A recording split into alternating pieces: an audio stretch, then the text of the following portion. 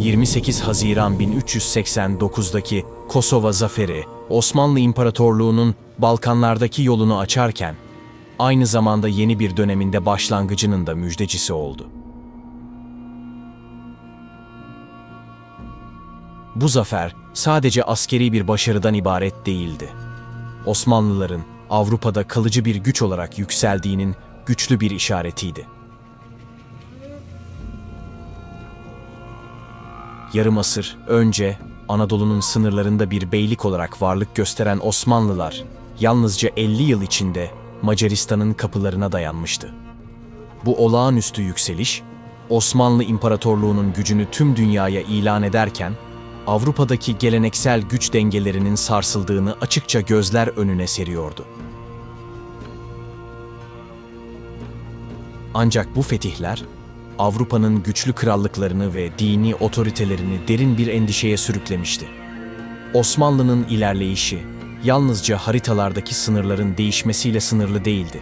Aynı zamanda kralların, prenslerin ve özellikle Papa'nın kalbinde köklü bir korku yaratmıştı. Müslüman Türkler, Hristiyan dünyasının kalbine doğru ilerliyordu ve bu, göz ardı edilemez bir tehdit olarak algılanıyordu. Şimdi, Avrupa'nın farklı krallıkları, bu yükselişi durdurmak için tarihin en büyük Haçlı seferlerinden birini başlatmaya hazırlanıyordu.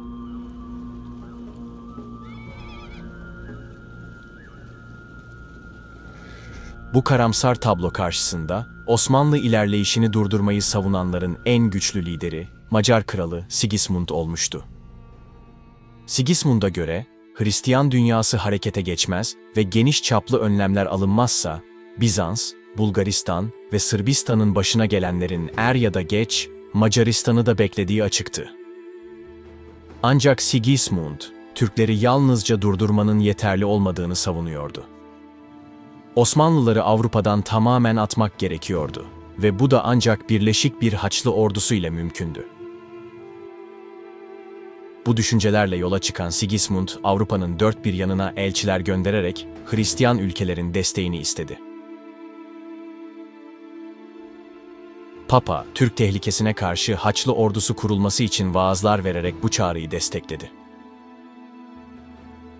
Uzun zamandır Avrupa'dan yardım bekleyen Bizans imparatorları da bu çabaya arka çıkıyordu. Sigismund'un liderliğindeki bu diplomatik girişim Avrupa'nın dört bir yanında karşılık buldu. En büyük destek ise Fransa'dan geldi. Fransa'dan gelen geniş katılım, Haçlı ordusunun hızlı bir şekilde toplanmasını sağladı. Sigismund'un çağrısına Kutsal Roma İmparatorluğu, Fransa Krallığı, İngiltere Krallığı, Macaristan Krallığı, Lehistan Krallığı, Venedik ve Ceneviz Cumhuriyetleri, Kastilya, Aragon, Bohemya, Savoy, Burgonya, Hırvatistan Krallığı, Eflak, Hospitaller, Navarra Krallığı, Teutonlar ve Bulgarlar gibi pek çok güç yanıt verdi.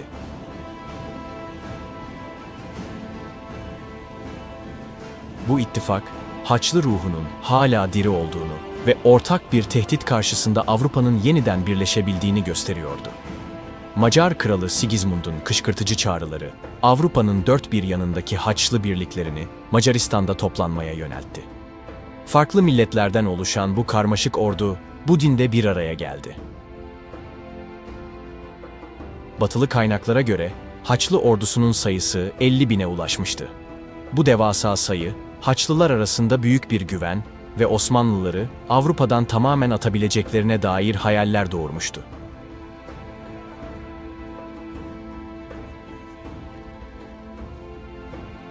Harekete geçen Haçlı ordusunun ana gücüne Macar kralı Sigismund liderlik ediyordu. Ordunun büyük kolu Sırbistan üzerinden ilerleyerek Tuna Vadisi'ne ulaştı ve kısa sürede Nibolu'ya doğru harekete geçti. Ancak bu ilerleyiş sırasında Haçlılar büyük bir vahşet sergilediler. Savunmasız sivil halk katledildi, ele geçirilen esirler acımasızca infaz edildi.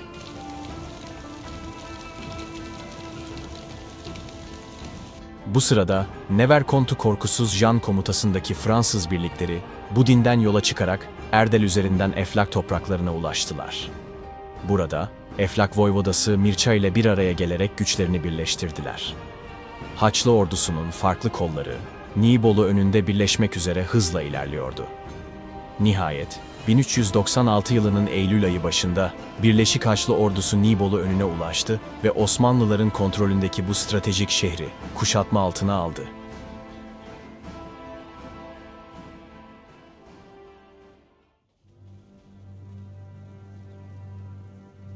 Osmanlılar, Macar Kralı Sigismund liderliğindeki Hristiyan kuvvetlerinin harekete geçtiğini öğrendiklerinde İstanbul'u kuşatma altına almış durumdaydılar.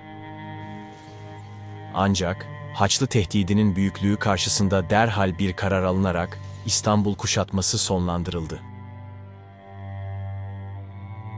Osmanlı padişahı Yıldırım Bayezid hem Anadolu hem de Rumeli askerlerine Edirne'de toplanmaları için emir verdi. Kısa süre içinde toparlanan Osmanlı ordusunun büyüklüğü, dönemin kaynaklarına göre 15 ila 25 bin asker arasında değişiyordu. Hazırlıklar tamamlandığında Yıldırım Bayezid vakit kaybetmeden ileri harekat emrini verdi. Osmanlı ordusu disiplinli ve kararlı bir şekilde Haçlı kuvvetlerinin karşısına çıkmak için hızla ilerliyordu. Haçlılar Yıldırım Bayezid'in Anadolu'ya geçip asker toplayacağını düşünüyorlardı. Ancak Bayezid'in ordusunun başında aniden Haçlıların karşısına dikilmesi başta Macar Kralı Sigismund olmak üzere Haçlıları büyük bir şaşkınlığa uğrattı. Osmanlı ordusu güçlerinin tamamını toplamadan muhteşem bir hızla Haçlıların karşısına dikilmişti. 1396 yılının 25 Eylül sabahı, Nibolu önlerinde toplanan iki dev ordu, tarihin en büyük meydan savaşlarından birine hazırlanıyordu. Ancak o sabah çoğu asker güneşin bir daha doğduğuna şahit olamayacaktı.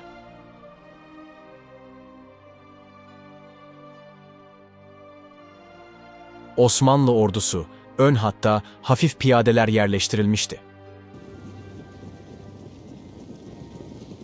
Sağ kanatta Rumeli süvarileri, sol kanatta ise Anadolu süvarileri bulunuyordu.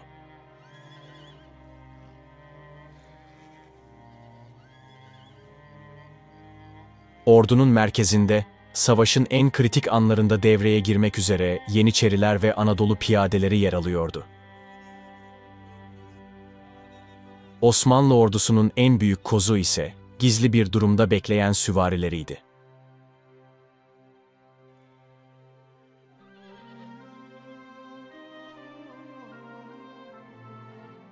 Haçlı ordusu ise 1. hatta Fransız, İngiliz ve Alman atlı şövalyeleri ağır zırhlarıyla bir duvar gibi dizilmişti. İkinci hattın merkezinde Macar, Bohemya, Rodos ve Lehistan askerleri yer alıyordu. Sağ kanatta Hırvatlar, sol kanatta ise Eflaklı askerler bulunuyordu.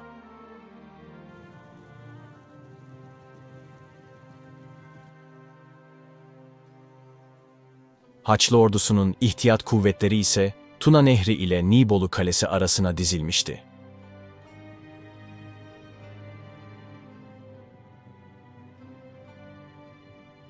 Ölüm, savaş alanına gerginliğini getirmişti. Korkunun sessizliği ise her yere hakimdi. Bir anda ufuktan yükselen savaş naraları bu sessizliği paramparça etti. Fransız, Alman ve İngiliz şövalyelerinden oluşan Haçlı ordusu, ağır zırhlarının altında kükreyerek ileri atıldı. Savaş, Haçlıların acımasız saldırısıyla başlamıştı.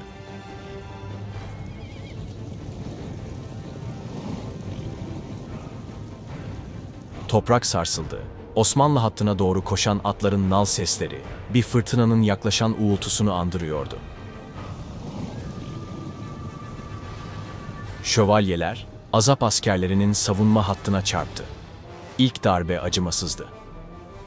Osmanlı hafif piyadeleri, bu vahşi saldırıya karşı koymakta zorlanıyordu.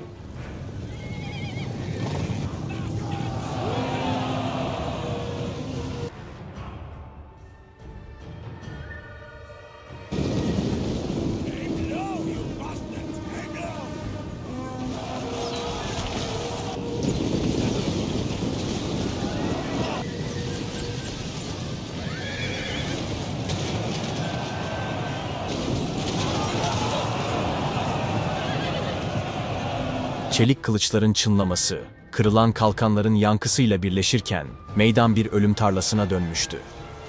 Azap askerleri, üzerlerine çöken bu çelik dalgası karşısında ağır kayıplar veriyor, geri çekilmek zorunda kalıyordu.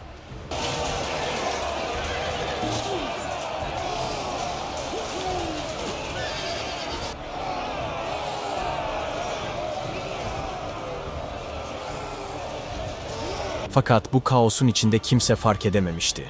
Bu geri çekilme, Yıldırım Bayezid'in zekice kurgulanmış stratejisinin bir parçasıydı. Osmanlı askerleri sanki yenilmiş gibi görünerek hilal şeklinde düzenlenmiş hatlarına doğru çekiliyordu.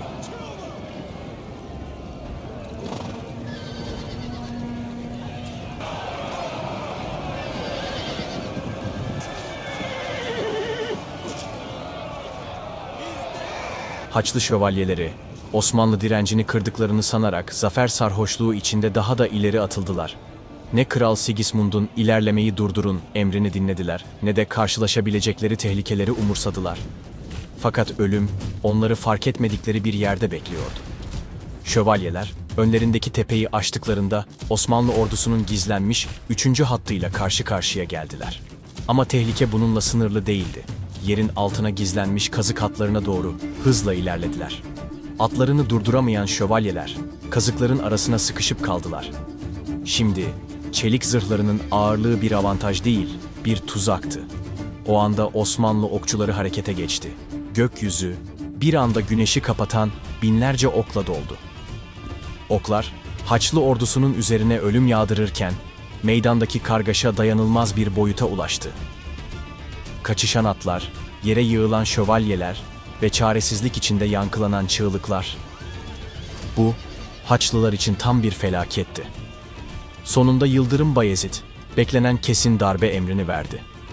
Osmanlı süvarileri dört bir yandan saldırıya geçti.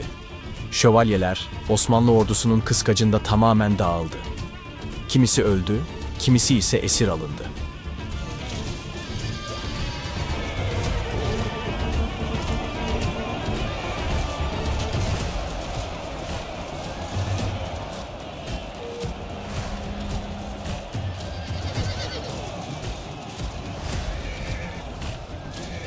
Öncü kuvvetlerinin yok edildiğinden habersiz olan Kral Sigismund, merkezden bir süvari birliği göndererek yardım etmeye çalıştı. Ancak bu birlik, Osmanlı ordusunun ani ve yıkıcı saldırılarıyla kısa sürede etkisiz hale getirildi. Savaşın başlamasından sadece 3 saat sonra, Haçlı ordusunun en önemli gücü olan şövalyelerin neredeyse tamamı ya öldürülmüş ya da esir alınmıştı. Bu durum, Haçlı kampında büyük bir paniğe yol açtı. Farklı milletlerden toplanmış, birbirlerinin dilini bile anlamayan askerler arasındaki huzursuzluk hızla arttı. Türkler geliyordu.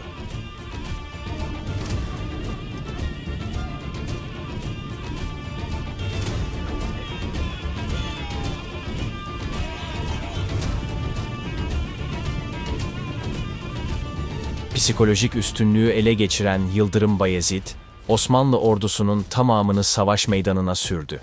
Osmanlı askerlerinin disiplinli ve kararlı ilerleyişi, Haçlılar üzerinde yıkıcı bir korku etkisi yarattı. Beklenmedik bir şekilde zafere ulaşmak üzere olan Osmanlı ordusu, tüm gücüyle hücuma geçti ve şiddetli bir çarpışma başladı. Haçlı şövalyelerinin imha edilmesi ve Osmanlıların ezici saldırıları, Haçlı saflarında büyük bir kaosa neden oldu.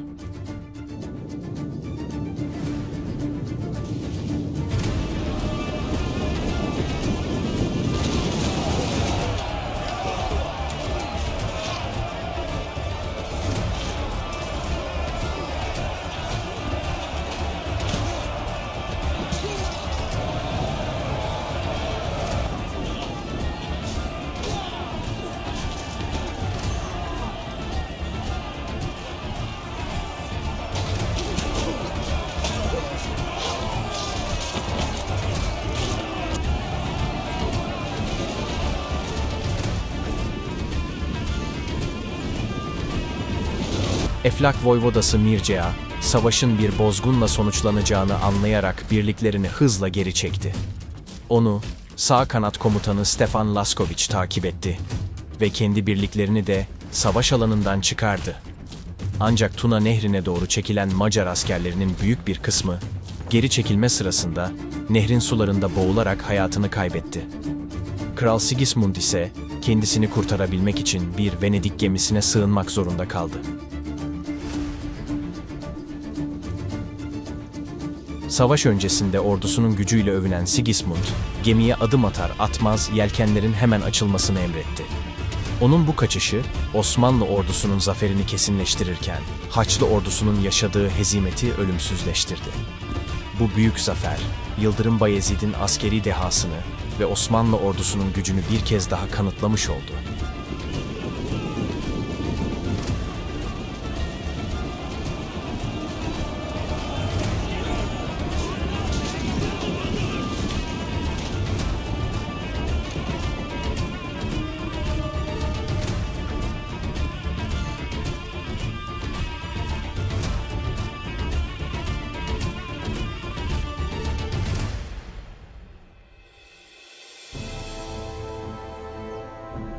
Nibolu Meydan Muharebesi, Osmanlı tarihinin en parlak zaferlerinden biri olarak hafızalara kazındı.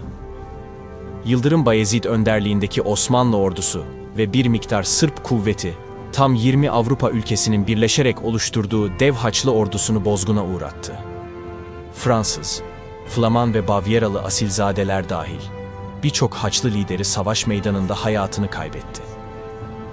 Korkusuz Can ve Mareşal Boucicaut gibi Avrupa'nın en önemli kumandanları Osmanlılara esir düştü. Ancak Yıldırım Bayezid, zaferin ardından sergilediği adalet ve merhametle esir alınan soyluların hayatını bağışladı ve fidye karşılığında serbest bırakılabileceklerini duyurdu. Bu zafer, Hristiyan Avrupa'nın Osmanlıları Avrupa'dan çıkarma hayallerini paramparça etti. Osmanlı'nın gücü ve iradesi bir kez daha dünyaya ilan edildi. Yıldırım Bayezid, bu büyük zaferle Rumeli Fatihi unvanını daha da pekiştirirken, Osmanlı'nın Avrupa'daki yükselişi artık durdurulamaz hale geldi. Videoyu beğenmeyi ve görüşlerinizi bizimle paylaşmanızı bekliyoruz. İzlediğiniz için teşekkürler.